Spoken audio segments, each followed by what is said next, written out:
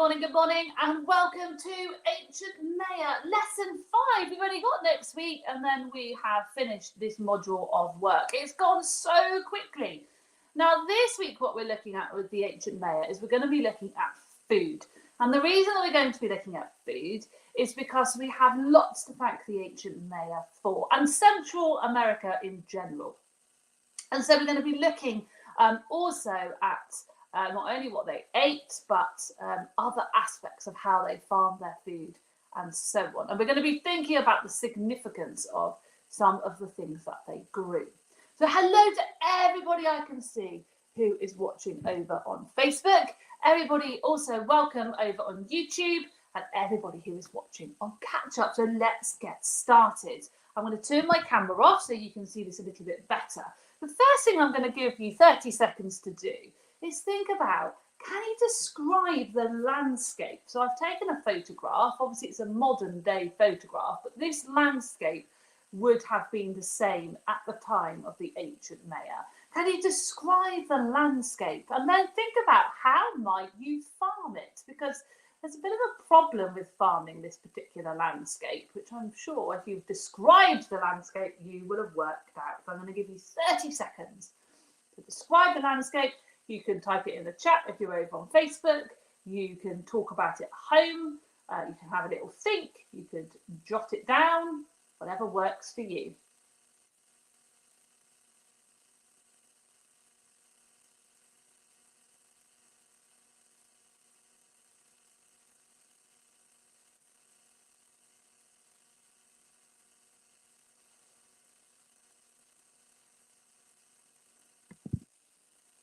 So let's have a think. So absolutely, it is an incredibly hilly, looks a bit mountainous, and also covered in lots and lots of vegetation. So it's definitely, if you've got mountainous, if you've got not flat, that's an obvious one, yeah. Lots of vegetation. It's actually not the best environment for farming food, is it? So how might you farm it? How might you farm it? Well, you might have to clear some of the trees, but also we've got a real problem because it still doesn't help us trying to farm on a mountainside. So I need to think about this problem. How would you farm it? Because actually, if you get some rain or you get a lot of wind or whatever, and you just planted your crops on the side of a mountain, they're going to potentially blow. The roots are going to struggle. Also, if they're growing out the side of a mountain, it's not actually the easiest thing to do. So I'm going to give you a little bit more time to think about how you might farm it, because we're going to talk about it a little bit later on. And now, there's lots and lots and lots of foods that the Maya ate, and some of them we eat a lot of today. So we've got some anagrams. I'm going to turn my camera off. So the next game for us to do is, can you work out what some of these foods are? So we have Enoch, Okaka, Quizhouse, Helical Rukpeeps, Sinab, Runco or Ezami, Kutre, and Erde. Wow, they don't sound like foods to me. So can you work out what they are?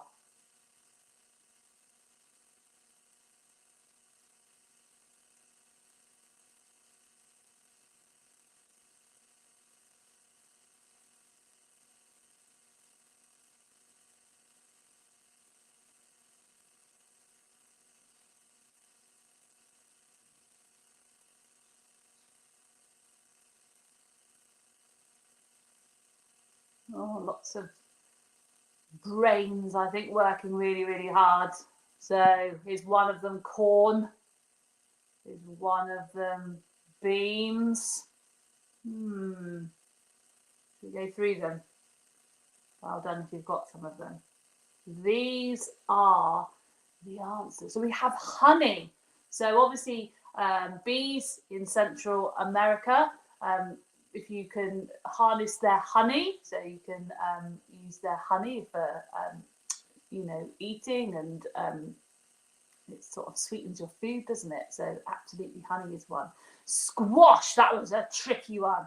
So we're moving into sort of squash season right now over here. So something like a pumpkin is an example of a squash. There's lots of different types of squash. Beans, I think we all got that one. Turkey is another one.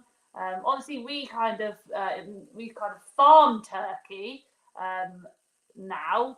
If you eat meat, but obviously there would be wild turkey because they've got to have been domesticated from somewhere. Cacao, what is cacao and what makes cacao so special? We've got chili peppers, corn, or sometimes it's known as maize, and deer.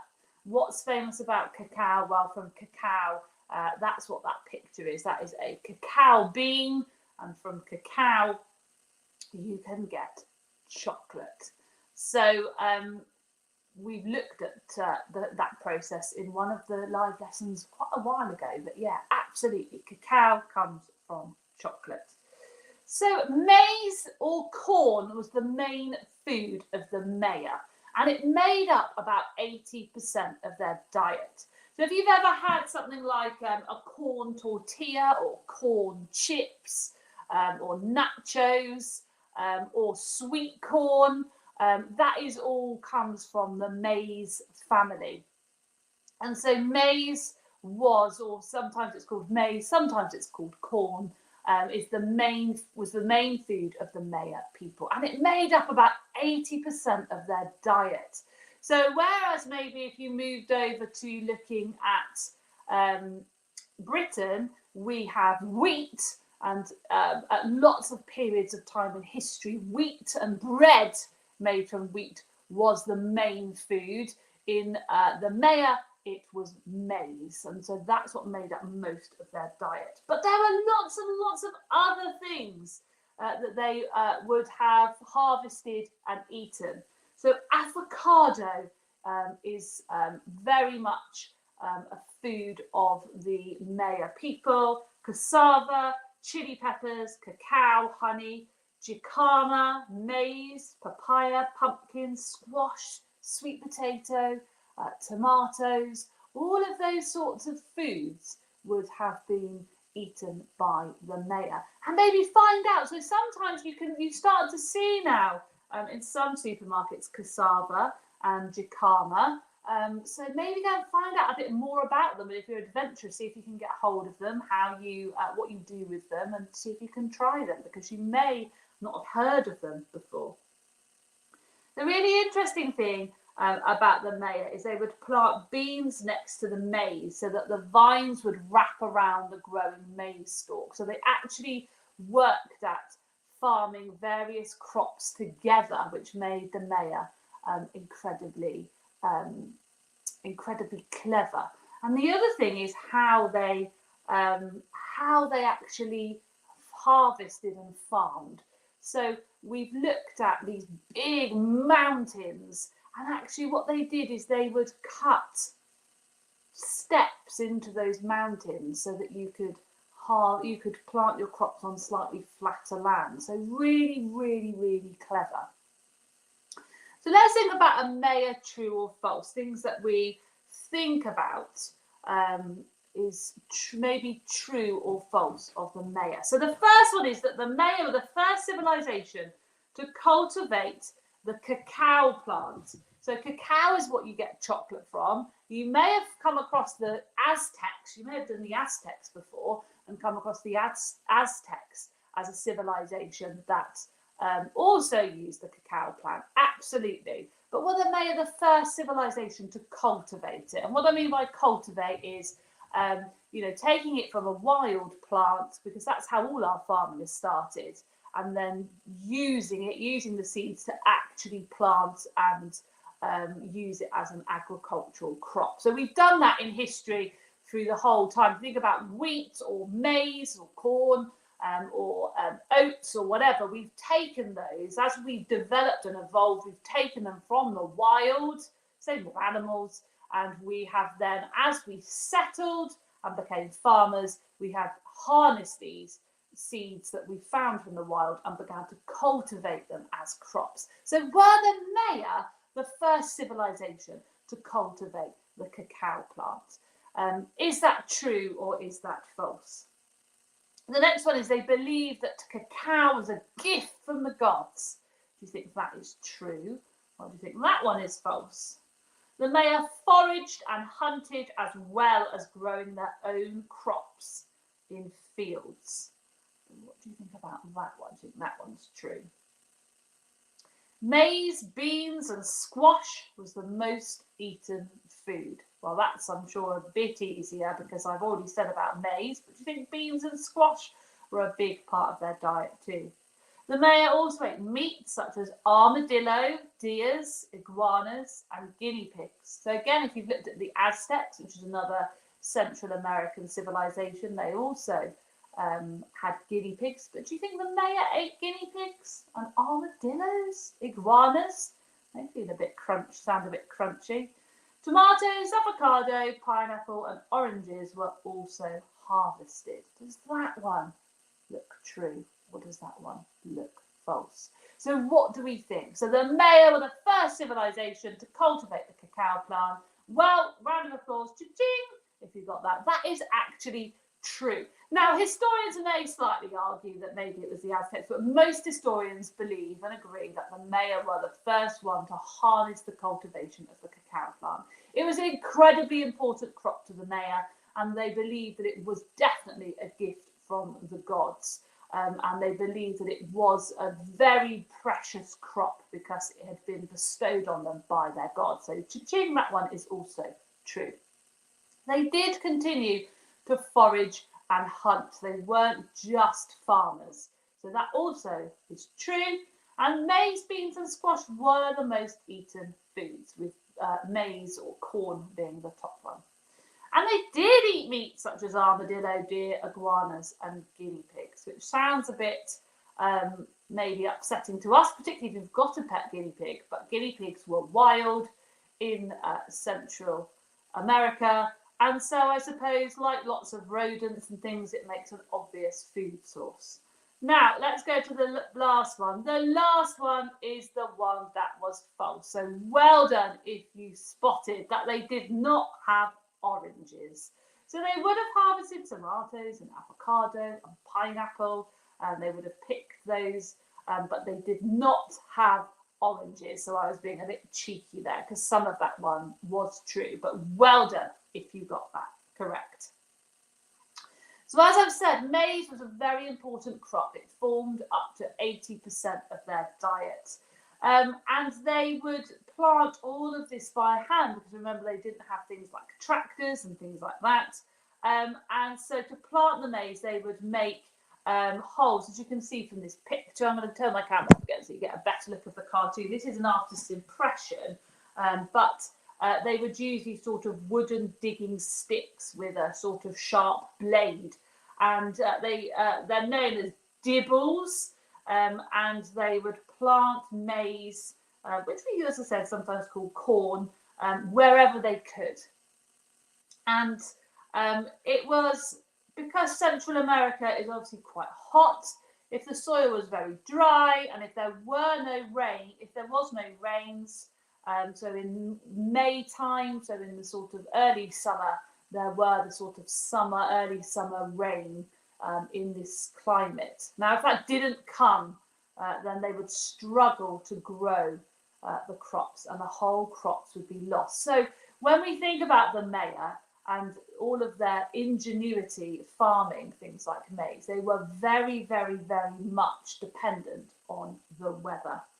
And for thousands of years, the Maya worshipped the maize god because they believed that the first humans were made by the gods from maize dough.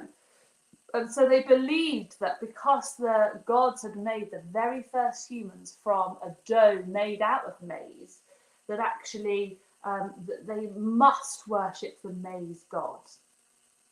And because of this belief of how important the maize god was, and maize was to their diet, if they were suffering with a serious illness, or they were feeling a bit unwell, or they weren't feeling themselves, or they were ill with any description, they would eat only maize or only corn, whichever you want to call it.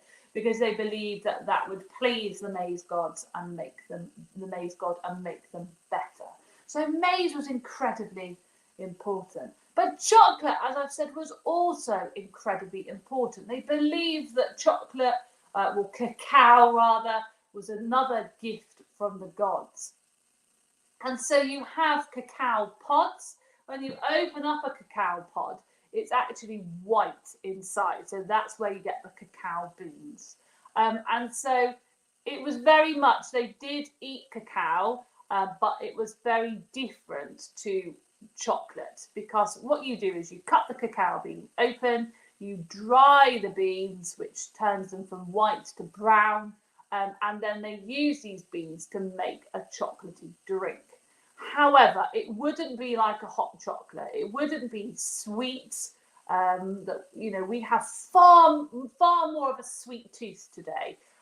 We have lost the taste for bitters. So we have, over time, talking about farming and domesticating crops, we have evolved and bred our fruit to be far sweeter than it would have been in history. So when we eat a banana or an apple or an orange, it is far sweeter than it would have been in its original form, because we tend to breed the sweetest fruits together. And so we have a very, very sweet palate in the modern era. And we have lost that sort of, scientists think we've lost that kind of flavour for bitters. So it would have been a lot more bitter. So if you think it would be like a delicious hot chocolate, it wouldn't. However, it would have been still, I've actually tried chocolate, this hot drink. It's very, very different, but it's actually, I really, really like it, because it was often, not only was it bitter, but it was often laced with kind of chili and other spices. So it was not sweet, but actually it's a really unusual, I actually quite like it. It's a really nice, unusual flavour and very different to hot chocolate, which ironically I don't like, which is a bit scandalous. I don't like it. But also the Maya used the cacao in religious ceremonies. They mixed the cacao beans with herbs to make medicines. And this drink that I was saying about, this bitter, spicy drink made with the cacao beans, was only really enjoyed by the very, very rich and top members of society, the noble members of society, because it was so precious. And it was obviously a gift for the gods. And even they think towards the later periods in the Maya history, it was used as a form of currency. So it was used almost like money, which again shows something that's really, really important.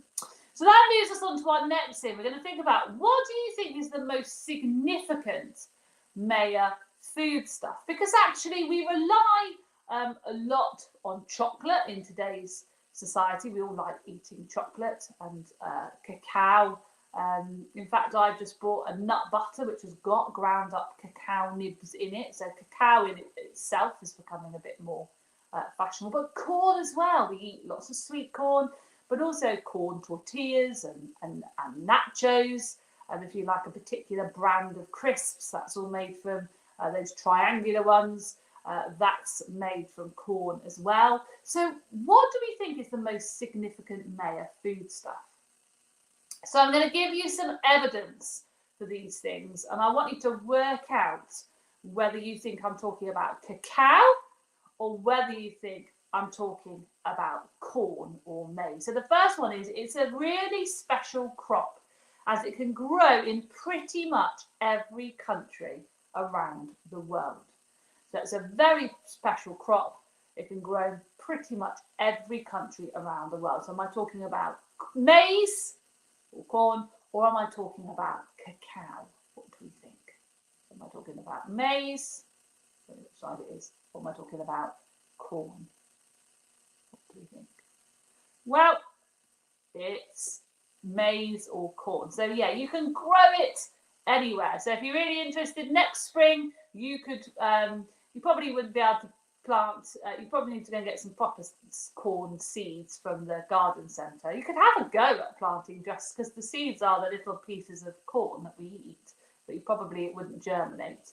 But absolutely, you could have a go next year. It's really delicious. Next one, consuming products which contain it seems to lower blood pressure.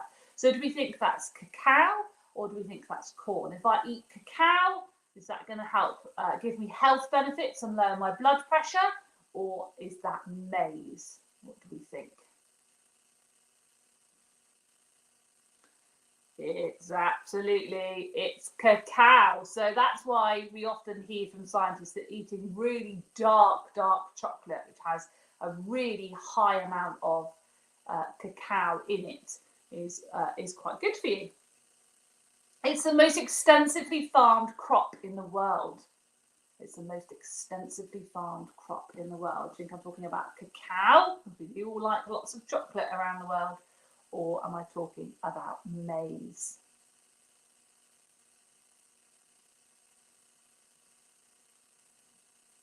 It's maize. So yes, the most extensively farmed crop in the world. Like the maya, for many people, it is the main staple of their diet. So this is an easier one, I think. So I'm not sure. It'd be nice if cacao and chocolate was the main part of your diet, but I'm sure you've got it right. It's corn. And that's still the same today. For many people, even today, it's the corn or maize is the main staple of the diet. Mixed with sugar and milk, makes one of the most popular foodstuffs in the world. Now, I think this one's also an easy one. I'm not sure we're going to be mixing cacao. I'm not sure we're going to be mixing maize with sugar and milk. It's definitely the cacao. So that's how we obviously end up with chocolate, which is definitely one of the most popular foodstuffs in the world. This one, it's been proven to improve your brain capacity and functioning. So it's been proven to improve your brain capacity and functioning. Do we think that's cacao or do we think that's maize? What do we think? That's an interesting one. Well, the answer is cacao. So again, if you eat very dark chocolate, not milk chocolate because it contains too much sugar, but if you eat very dark chocolate or cacao itself, it's been proven to improve your brain capacity and functioning. It is processed to provide biofuel, which may be one of the keys to using long-term renewable energy. So is that cacao or is that maize? So you can process it to produce fuel, a biofuel, which means you wouldn't need fossil fuels as much. And what do we think that is? It absolutely is maize, and this is something to think about. Maybe go and find out a bit more about it. But maize you can grow in pretty much every country around the world, and you can change it into fuel, into a biofuel. And obviously it's sustainable because we can keep growing it. Although you obviously need the land to be able to grow it on, but it is a renewable source of energy. So that makes maize incredibly significant, not only as a foodstuff, but as a source of potentially renewable energy. It contains many essential minerals such as magnesium, calcium, and iron. What do you think about that one? That one is cacao, or that one is maize. It's cacao. So I think your grown-ups are going to be thinking that maybe I'm encouraging you all to eat lots and lots of chocolate, but it does. It contains lots of essential minerals. Again, if you're eating the cacao or very dark chocolate. It contains also flavonoids, which support the body and helps it with premature aging. So flavonoids, again, something that this item contains, which can help with premature aging and supports your body. What do you think?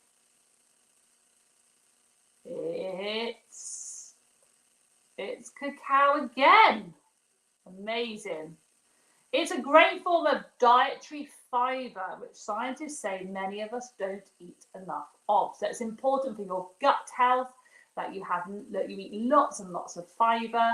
Scientists say we don't ever eat enough fibre. What do we think? It is maize. So absolutely a really good source of fibre. It can be a natural antidepressant. It stimulates the brain to produce dopamine and serotonin. Well, I think that's an obvious one. That is cacao, because that's why we like it in chocolate, because it gives you a dopamine hit in the brain. It feels good to eat it. So, yeah. Cultivating it as a crop started 5,000 years ago, making it one of the oldest food sources. It was cultivated from wild grasses. So what do we think that one is? It is maize. So these are the benefits of cacao. It's been proven to improve your brain capacity. It contains flavonoids. It can help lower your blood pressure. It can give you a dopamine hit in the brain, so it can be a bit of a natural antidepressant. It contains essential minerals, and also it can be used to make chocolate. And then maize, it's a great form of dietary fibre. It can be used in order to make biofuels. It can be grown in pretty much every country around the world. And like the maize, for many people in society today, it is one of their staple parts of their diet, and it's one of our oldest food sources. So that leads me to getting you to think about which maize foodstuff has had the biggest impact on our lives today, because both of these we have the maize to thank. Now, this is known as an interpretation. So this basically means that there is no right answer. And if I could see you and we could get everybody in a big room together and we had somebody and we could all have a big discussion about it, everybody would have a completely different opinion. But the important thing about interpretation is that you can explain why. So what I want you to think of as we're nearing the end of this session is which maize foodstuff has had the biggest impact on our lives today?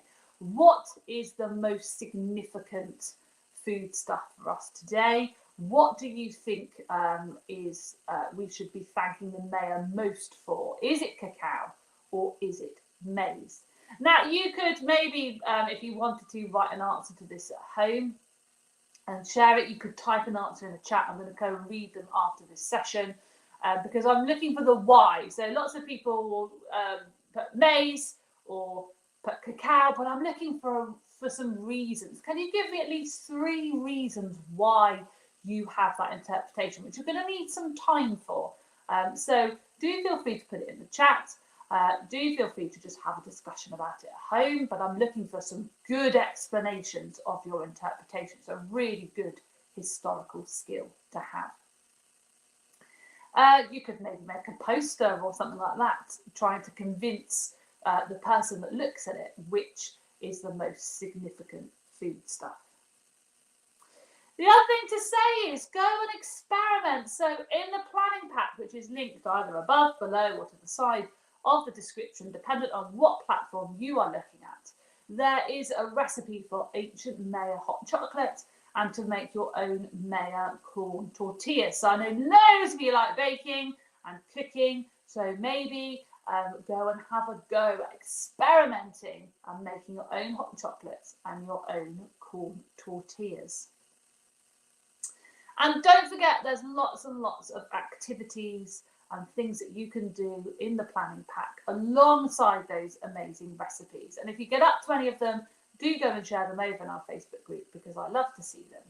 And that is it from me. So let's think what we've learned. We have learned that they were incredibly ingenious with the way that they farmed, cutting these platforms into the mountain, how they farmed crops together, so they had beans growing around the corn, how you can plant corn pretty much anywhere, but they obviously relied heavily on the rains coming, that they believed in a corn god that they would worship because it was their main staple of their diet. They also believed that cacao was a gift from the gods, and we've looked at lots of things that they ate, so things like avocado and squash and guinea pigs. And we've also thought about the significance of the 2 main things that we have to thank the maize for, which is cacao and maize. And just have a little think about that interpretation. What do you think is the most significant? And I will see you next week for more about the mayor, where we will be on to lesson 6, which will be our last session. So have a lovely week, and I'll see you soon.